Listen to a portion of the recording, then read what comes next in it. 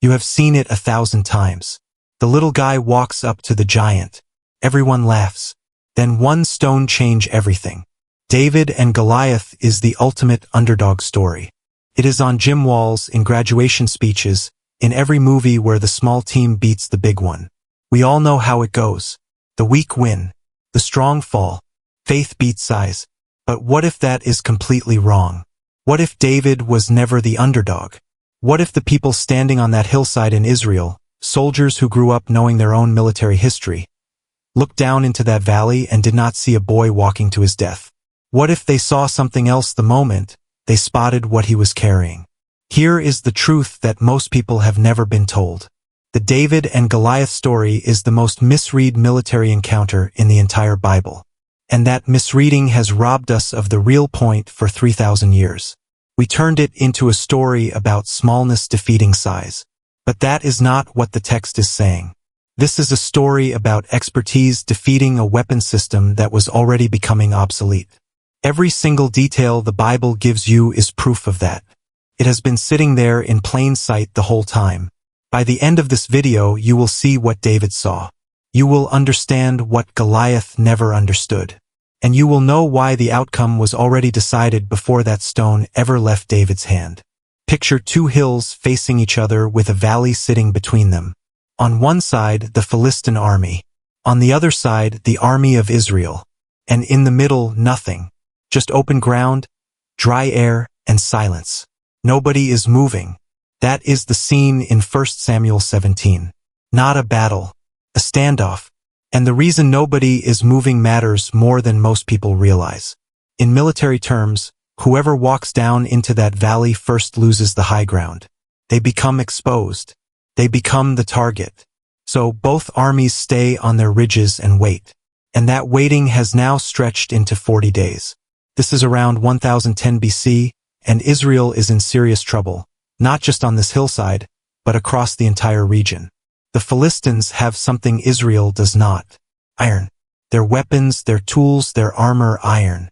Israel is still largely working with bronze, which is softer, heavier, and breaks more easily. The Philistines have actually been restricting ironwork in Israelite territory on purpose. They want to keep that advantage. So Saul's soldiers are not just outnumbered in courage on this particular day. They are behind in technology. And then there is Goliath. He stands over 9 feet tall according to the text. But the point of Goliath is not his height. The point is what he represents. Across the ancient Near East, nations settled territorial disputes through something called champion combat. Instead of 2 full armies destroying each other, each side sends 1 fighter. Those 2 fight. Whoever wins, their nation wins. It was a recognized system, almost like a legal process with swords. Goliath is not just a big man yelling insults. He is a formal military and diplomatic challenge.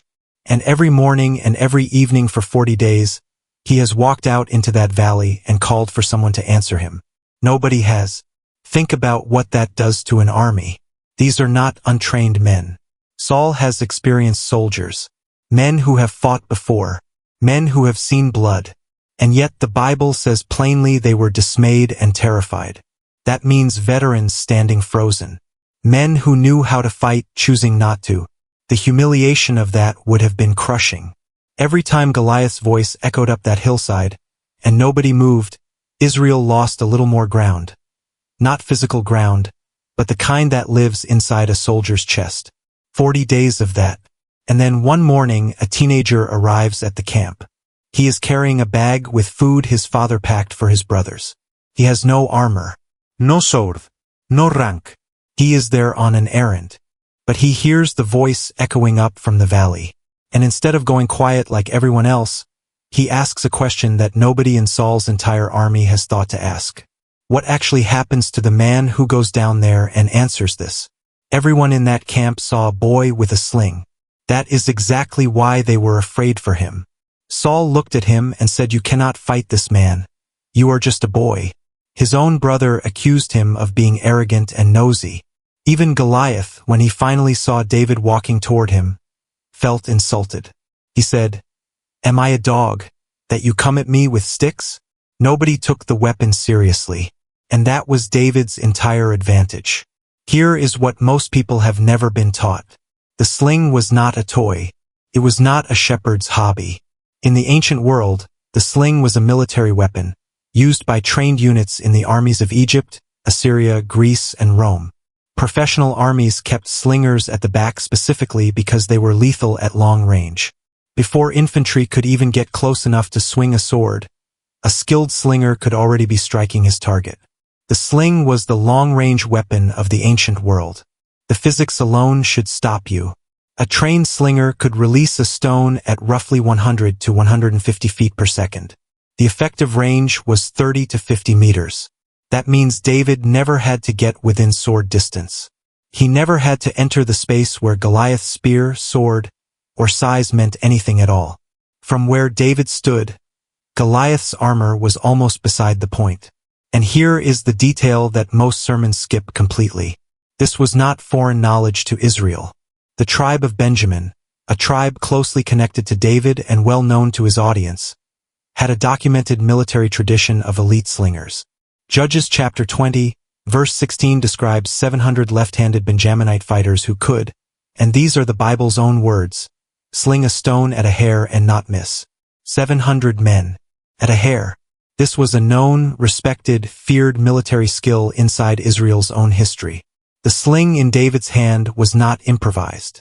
It was not desperation. It was expertise. David himself tells Saul exactly where that expertise came from. He says he has been killing lions and bears to protect his flock. He was not listing achievements to sound brave. He was explaining his training. Every lion, every bear, every stone released alone in a field with nobody watching. That was not a side story. That was preparation. And this is where the story stops being ancient and starts being personal. Most of the things God has been building in you are quiet things. Skills that felt ordinary. Disciplines that nobody clapped for. Seasons where you were faithful in small spaces and wondered if any of it mattered. David spent years getting accurate in fields where no one was watching. He had no idea a valley was coming. But the valley always comes. And when it does, nothing is wasted. Now let us slow the whole thing down. Because when you read 1 Samuel 17 carefully, not quickly, not as a story you already know, you start to see that Goliath was losing this fight before it even started. Not because God was going to intervene in some vague, general way, but because every specific detail of this encounter was already working against him. Start with the armor. The text tells us exactly what Goliath was wearing. A bronze helmet. A coat of scale mail weighing 5,000 shekels of bronze, which is roughly 125 pounds of metal on his body. Bronze leg armor. A bronze javelin across his back. A massive iron-tipped spear. A shield so large he had a dedicated man walking in front of him just to carry it. That equipment was not weakness. In the right fight, it was devastating. Goliath was built for one specific kind of combat, close range, face-to-face, two men trading blows until one goes down. Shield wall fighting. The kind where size, weight, and strength decide everything. If David had picked up a sword and walked into that valley to meet him toe-to-toe, the fight would have been over in seconds. But David did not do that. The moment David refused to enter sword range, every single piece of that armor stopped being an advantage and became a burden. 125 pounds slows a man down. It limits how fast he can turn. It restricts his vision. The spear Goliath carried required a close target. You cannot throw a spear accurately at a moving man 50 meters away. His entire weapon system was designed for a fight that David simply chose not to have. And then the text gives us one of the most overlooked details in the whole story. When David finally moves toward Goliath, it says he ran. Not walked. Ran. That was not emotion. That was tactics. Running closed the distance fast, straight through the sling's optimal range before Goliath could adjust, before the shield bearer could reposition, before any reset was possible. David was inside the throw before Goliath understood what kind of fight this actually was. Now look at what David picked up before he ran. 5 smooth stones from a stream bed. You have probably heard the teaching that says David brought 5 stones because Goliath had 4 brothers, 1 stone for each. It is a tidy lesson. But the text never says that. That explanation is not in the Bible. It was added later by people trying to find a meaning that feels clean. What a trained slinger actually knows is simpler and more practical. You bring extra ammunition because you might need a second shot, because the first stone could miss, because the ground might force a different angle. 5 stones is not a declaration of faith. It is the preparation of someone who takes their craft seriously. And the detail that nobody ever talks about, David chose smooth stones, specifically smooth, from a streambed, where water has worn them down over years into clean, even shapes. This is not poetic writing. This is technical writing. A smooth stone flies straight. An uneven stone wobbles in the air and loses accuracy. David was not grabbing whatever was nearby. He was selecting his ammunition the way a soldier checks his equipment before a fight. Deliberately, carefully, because he intended to be accurate. Now slow down even further, because what happens before the stone is thrown is just as important as the throw itself. Goliath sees David coming and he is offended. He curses David by the names of his gods. He tells him he is going to feed his body to the birds. This is standard intimidation, loud, aggressive, designed to break the other person's nerve before the fighting begins. David's answer is not what most people think it is. He says, "I come to you in the name of the Lord of hosts, the God of the armies of Israel." Read that phrase carefully. The Lord of hosts. In Hebrew, that is Yahweh Tzivot. The word Tzivot means armies, military forces. This is not a gentle, devotional title. This is a declaration of military authority. David is not saying God is with me in a warm, general sense. He is saying the commander of all armies is the one I am standing under right now. He is being precise. And then David says something that most people rush past. He tells Goliath that the Lord will deliver him into his hand, and then he explains why. Not so that David will be famous. Not so Israel will feel good about themselves. So that all the earth will know that there is a God in Israel. The watching nations. The people on both hillsides. The whole ancient world. This fight was never about David's courage or Goliath's size. It was a public declaration to everyone watching that the God of Israel was real and present and powerful. David understood the stakes far beyond his own survival. There is one more detail worth considering carefully.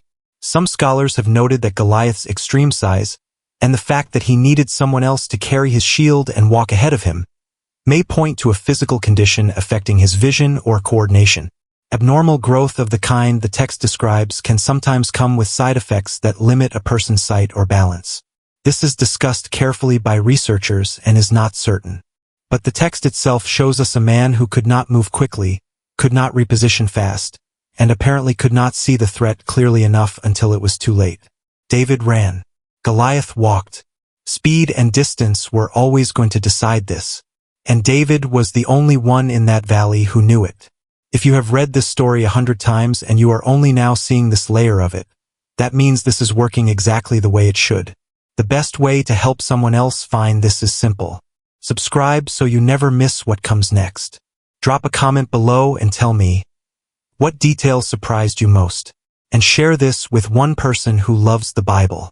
Even that one share is genuinely how this reaches someone who needs it. Now let us keep going. Because the story is not finished yet. Now let me show you something most people walk right past. Everything we have covered so far is true. The sling, the stones, the armor, the tactics. All of it is real and it all matters. But if you stop there, you have only seen half of what this story is doing.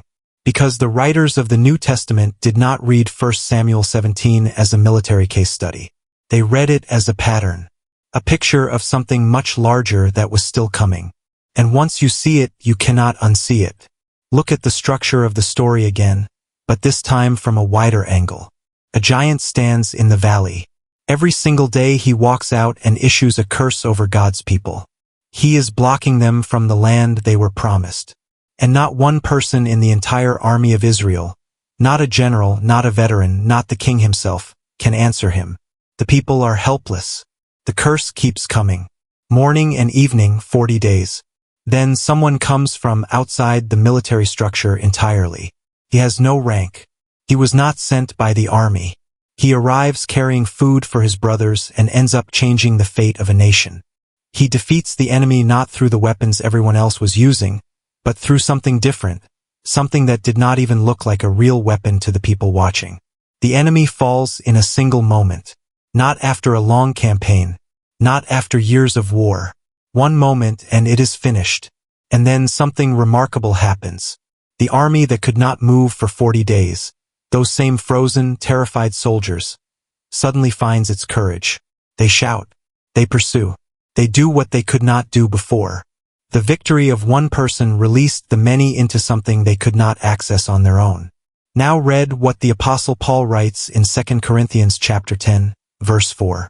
He says the weapons of our warfare are not of the flesh but have divine power to destroy strongholds.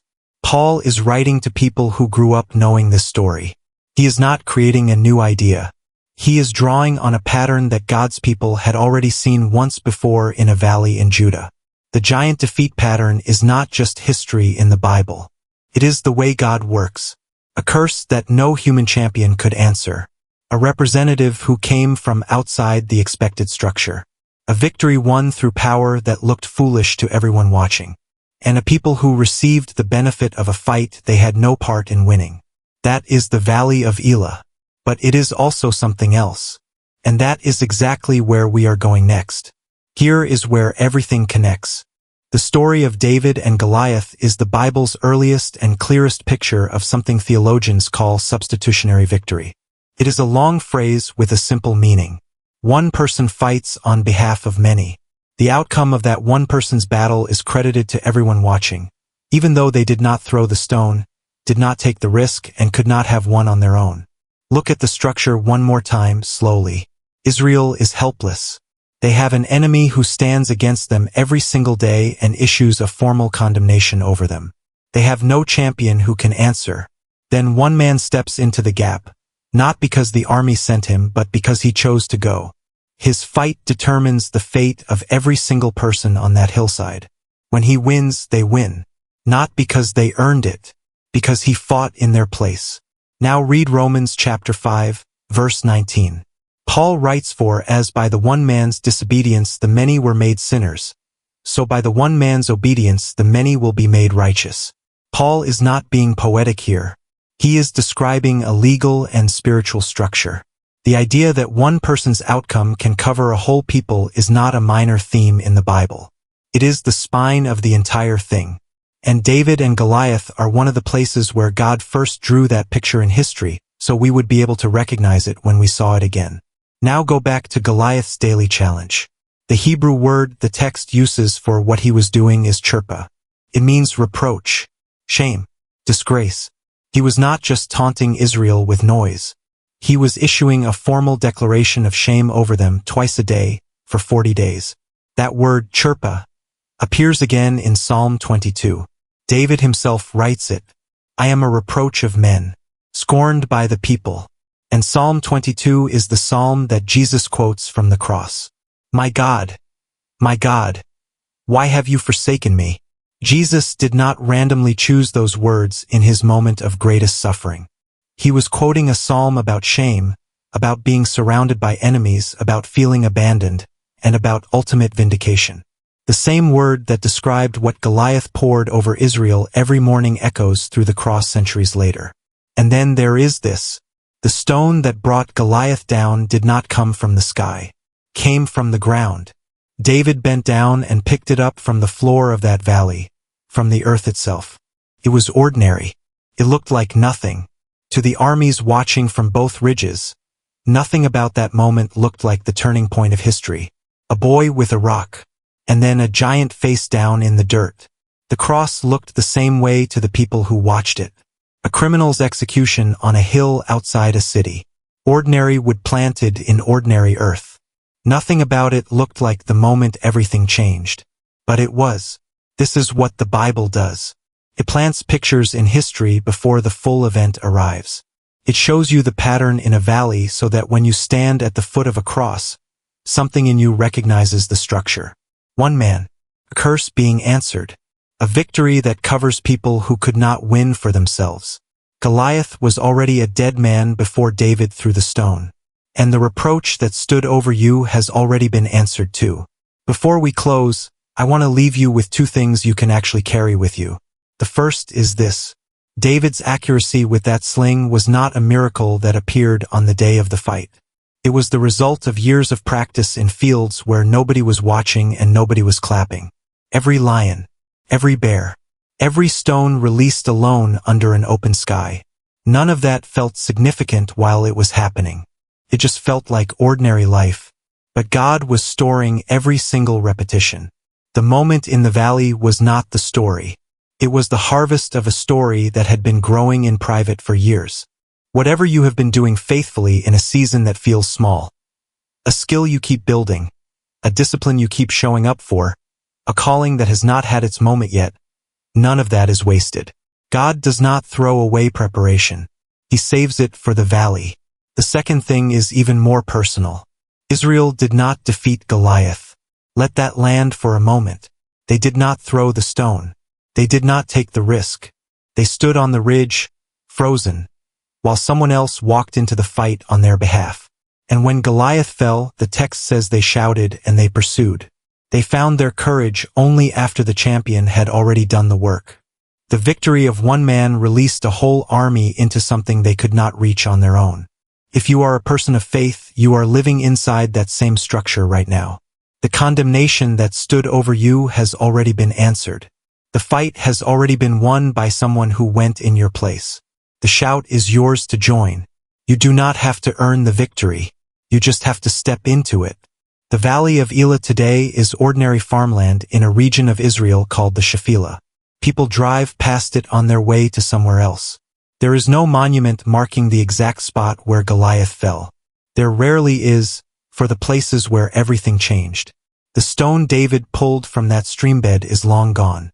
But what it set in motion is still moving, through every person who has ever stood in front of something that looked too large to fight and found out that the outcome had already been arranged before they arrived.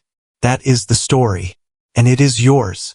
If this helped you see something in the Bible you had never seen before, the best thing you can do is subscribe so you never miss what comes next. Leave a comment and tell me what stayed with you, and share this with one person who needs it today. Please keep this channel and whoever you shared this with in your prayers. We are genuinely grateful you were here. God bless you.